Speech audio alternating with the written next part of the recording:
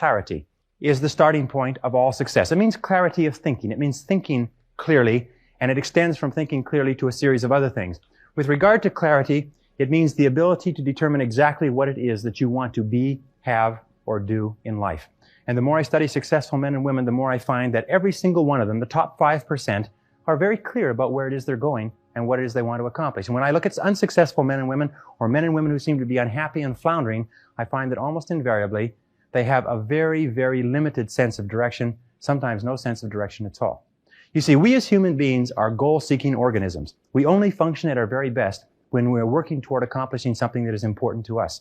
And in my estimation, 80 to 90% of all the unhappiness, hostility, violence, psychosomatic illness, alcoholism, drug addiction, and so on in our society is caused by people having no sense of direction. They don't know where they're going. As they say, if you don't know where you're going, any road will take you there. I remember the analogy, the fellow goes up to the edge of the woods and he sticks his rifle into the woods and he closes his eyes and goes blam, blam, blam, blam, blam. Puts his rifle down, turns to his friend and says, boy, I sure hope something good runs into that. Now, if you understand this principle is terribly important. You can be the most talented, the smartest, the best educated person with the most valuable contacts and all the advantages in life, but if you are not focused, it doesn't do you any good at all. I wrote in an article for the Wall Street Journal that if you do not have clear, specific goals for your life, you are doomed forever to work for people who do. And that seems to be the case. And yet only 5% of people have goals. So the key starting point with regard to clarity is to know where it is you're going and what it is you want to be and what it is you want to have and what it is you want to do. Because in America, in the most blessed society in all of human history, you can have anything in the world that you want if you can decide what it is that you want. The second key with regard to clarity is decisiveness. Be decisive. I have never met a successful person who was indecisive, and I've never met a failure who was decisive. Be decisive. Develop the characteristic and quality of decisiveness. We know that the reason why we are indecisive is because we're afraid of making a mistake. But the terrible thing is that the way that we think becomes a habit, and the habit of indecisiveness can condemn us to failure. We can be talented and intelligent and ambitious, but if we cannot make the hard decisions in our life, and if we cannot make decisions readily, then what happens is we always have to work for people who do make decisions readily. Now, the interesting thing about decisions is that about 80% of decisions should be made the first time they come up. 80% of decisions should be made the first time they come up. And if you make decisions every single time they come up, sooner or later you will develop the habit of decisiveness. You'll be very clear about what it is you want, and it's easy to make decisions if you know what it is you want to accomplish. One of the major reasons why people are indecisive, in my experience, is they have no idea what they want to accomplish. It's almost like they come to the crossroads, but they don't know which direction to go. 80% of all decisions should be made the first time they come up. And I read a management consultant's report on decisions. He said, the thing to do about decisions is to make a decision. And if that doesn't work, make another decision. And if that doesn't work, make another decision. And if that still doesn't work, you're probably in the wrong field anyway. But the interesting thing is that if you make a decision, you gather momentum. And the difference between successes and failures is not that successful people make right decisions. It is that successful people make their decisions right. In other words, once they have made a decision, they make it come out right. Anybody who's ever started a business knows that when you start a business, you start off with a whole bunch of ideas which the market promptly tells you are completely wrong. And you probably lose your shirt or most of it. And you have to revise every single decision that you have. But the desire to survive economically, the threat of losing your shirt, is a great motivation to learn quickly and to make decisions. So make decisions. The third point under clarity is to have a vision for yourself and a vision for your life. The key to having a vision is to have a dream. They say in the song, you've got to have a dream if you want to make a dream come true.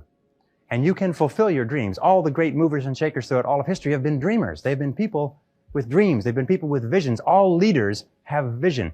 In the book of Solomon, it says, where there is no vision, the people perish.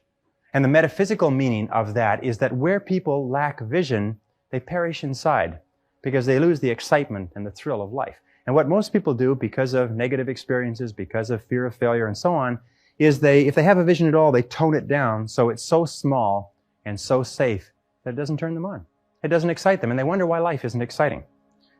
A beautiful line I read not long ago said, if the best way to predict the future is to create it, which means to have a vision, and even though the vision is in the air or the sky, then build a foundation under your dreams. And when you see men and women who rise from poverty and obscurity to fame and renown, you invariably see someone who had a vision of what they could be and have and do that was far beyond what they were. Every one of us has had an experience. At one time, when we were small, we had a vision of being grown up and having our own cars. And as we grew older, we had a vision of having our own homes and our own families.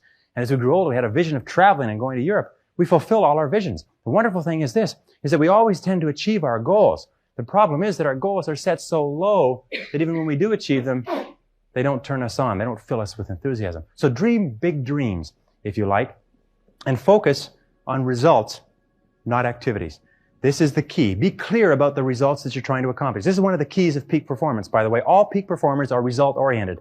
All losers or underachievers tend to be activity-oriented. And in activity orientation, what they do is they work very, very hard. Sometimes they work frantically. Sometimes they work longer hours than you do, but they lose sight of the results. Ben Trigo, the strategic thinker, said, very worst thing in the world is to do very efficiently what need not be done at all. And many of us work very, very hard to do very efficiently what need not be done at all. And anybody who's ever had employees will tell you that every single day you come across your employees doing something very diligently, but it's completely irrelevant to the success of the business. So focus on results. Here's a key question to ask yourself when in your working life. I think it's one of the most important key questions. I'll give you two. Number one is, what results are expected of me? What results are expected of me? Not what activities, but what results or what outputs, what am I supposed to produce in my job? A second question you can ask yourself is, why am I on the payroll? Why am I on the payroll? Many people, especially in sales, they make the mistake of thinking that shuffling cards and reading through their sales literature and organizing their multiple listings and having coffee with the other people and reading the newspaper advertisements that they placed last week, that this is all part of selling.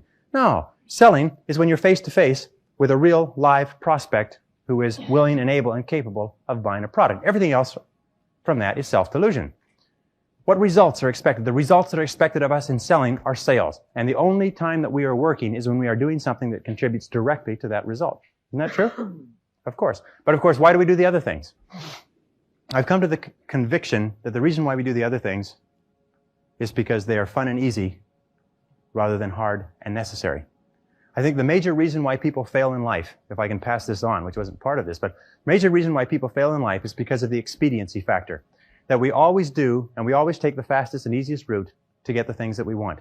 But the fastest and easiest route in life is almost always the route to failure. It's short-term gain for long-term pain. We do what is fun and easy today instead of what is hard and necessary, and then we have to do what is hard and necessary at the end of our life when it's too late. And you'll find that the willingness and the ability to discipline yourself, to be clear about what it is you want, to be clear where you're going, to be clear about the results that you're expected to accomplish, and then to only work on those results. The ability to discipline yourself to do that is absolutely critical for success. It is not possible to conceive of a person being successful who is not capable of disciplining themselves to do what is hard and what is necessary rather than what is fun and easy. And especially when it comes to managing your time, when it comes to looking at what you should do on a day-to-day basis, focus on results, not activities. Now let me give you a method which has helped me. Write out your goals. All goals have to be in writing, by the way. If you don't have your goals in writing, then they're not really goals at all. They're merely wishes. And as they say, a wish is merely a goal without any energy behind it. Have your goals in writing. Write them out very specifically and clearly, and then do this. Every single morning, rewrite your major goals in the first person singular as though they already existed. Rewrite your major goals every single morning. Now, this should take you about 2 to 4 minutes, maybe 5. You can do it all in a paragraph. For instance, if your goal is to earn $50,000 a year, every single morning write, I earn $50,000 a year. If your goal is to be excellent in real estate, say, I am an excellent salesperson in my field. If your goal is to weigh a certain number of pounds, if your goal is to enjoy a certain kind of life, write down your major goals in the first person singular as though they already existed today every single morning. And then every single evening, take about 5-10 minutes, instead of watching television, just before you turn on the television, say, wait a second, I've got to review my progress.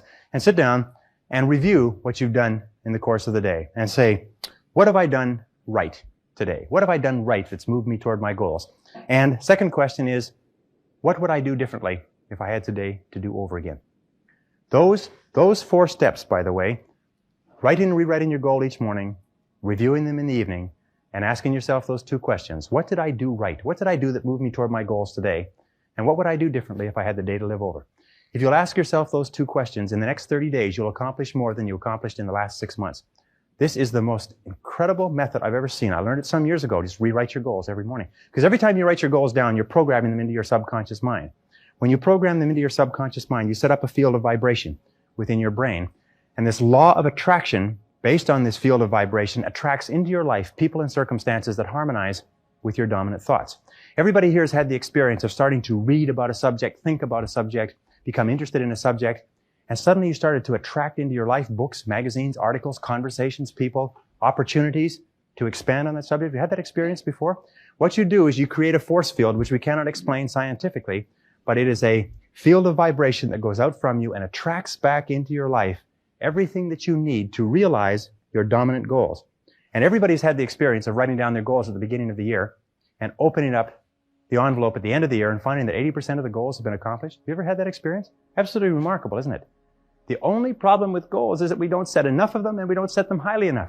You can have anything you want. Imagine you could have anything that you want, anything that you can hold in your mind on a continuing basis, you can have.